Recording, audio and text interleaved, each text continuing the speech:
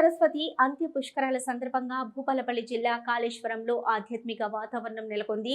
మెదక్ జిల్లా కొల్చారానికి చెందిన శ్రీ మాధవానంద సరస్వతి స్వామి కాళేశ్వరం చేరుకొని పవిత్ర సరస్వతి నదిలో పుణ్యస్నానం ఆచరించారు.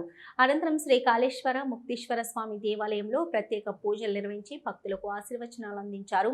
ఈ సందర్భంగా ఆలయ చైర్మన్ మోహన్ శర్మ, ఈవో మహేష్ స్వామి వారికి శేష వస్త్రాలు, జ్ఞాపికను అందజేసి ఘనంగా సత్కరించారు. దేశ ప్రజలందరూ సుఖ సంతోషాలతో ఉండాలని, సరస్వతి పుష్కరాలకు వచ్చిన భక్తులపై అమ్మవారి స్వామివారి అనుగ్రహం ఎల్లప్పుడూ ఉండాలని శ్రీ మాధవానంద సరస్వతి స్వామి ప్రార్థించారు.